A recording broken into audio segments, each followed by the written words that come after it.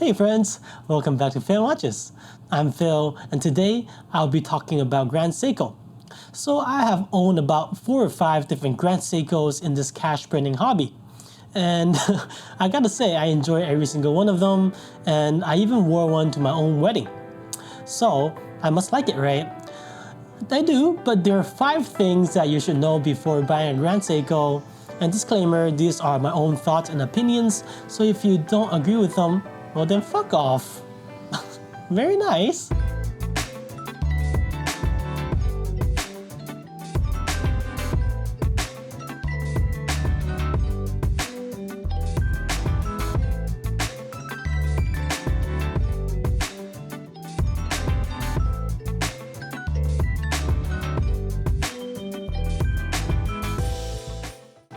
So starting right off the bat, is it too early to make Corona jokes yet? And I don't know, anyways. I want to talk about the Zaratsu polish. And this is one of the most defining features of Grand Seiko itself. And they do sell it well. Most people love it, and there are some drawbacks. So firstly, it can be too much for some people. I shit you not, I have multiple people told me that, hey, that's a nice diamond watch you have there. Just because it's kind of super bright when it's in sunlight, you can't differentiate it from diamond kind of. It's also a little bit distracting to me when I'm driving. You know, I'm really bad at driving. Insert Asian joke here. So it might be distracting to me sometimes when I just have my hands on the steering wheel and the light just blinds me.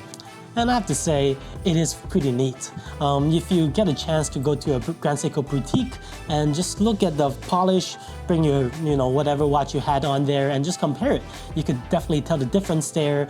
I think it's just the work of the machine plus the time that people put into polishing it. And this brings us to our second point, is the cost to maintain.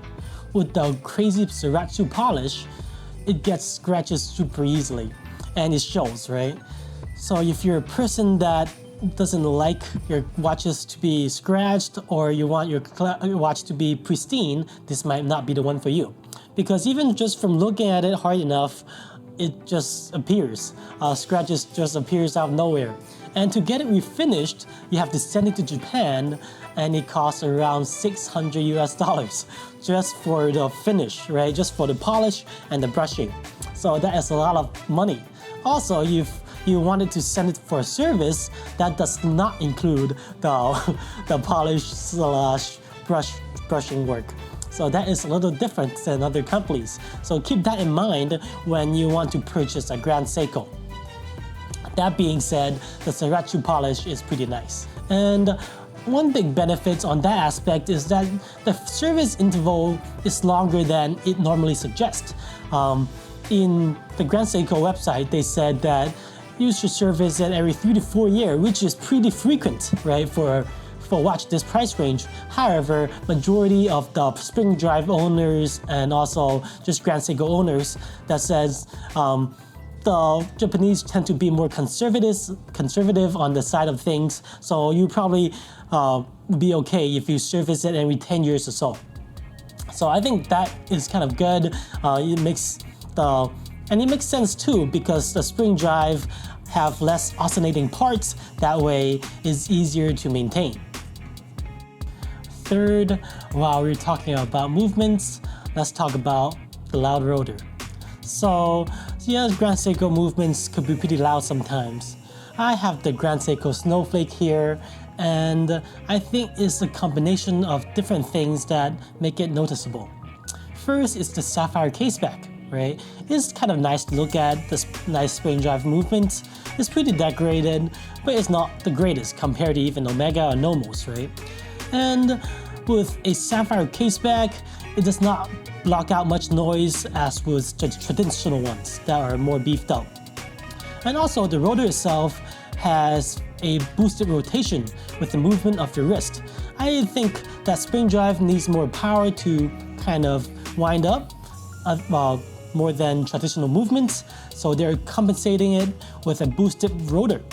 Furthermore, the lightweight of the titanium just makes the rotor noise and feel more noticeable on the wrist.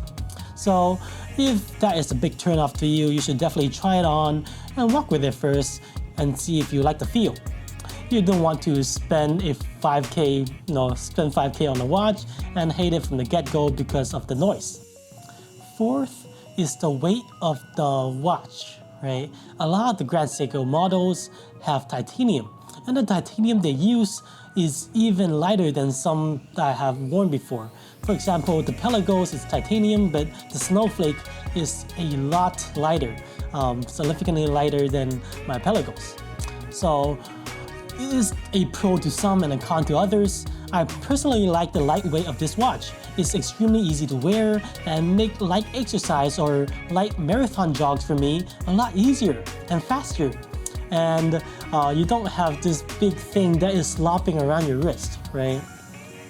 And I also love the feel of the titanium, because if you are like me and dislike putting watch on in the morning because you're freaking cold, you might like this. Because it's titanium, it's not as cold and you won't feel the chills of the bracelet. You know, it's the little things. That's what she said. And the last thing I want to point out is the things it lacks. A lot of people just praise Grand Seiko, but not mentioning about the things that it lacks. Well, the first is the loom, right? And like 85% of the Grand Seiko models does not have any loom. It's just not, a thing for them. And I have owned a couple sports models which they do include loom, but the loom isn't the best in those either. So if you are a person that likes things that glow in the dark, this watch might not be for you. This is a bigger point. The bracelet isn't the best for me because it lacks quick adjust. And when you're changing straps, even though you have lug holes, it's a little bit awkward because the end links and also the pins are not as precise in the way it fits into the watch. So sometimes it is a pain to switch out straps even if you have the lug holes. So with everything being said, you might think I dislike Grand Seiko now, but I really still enjoy them because of their finishing.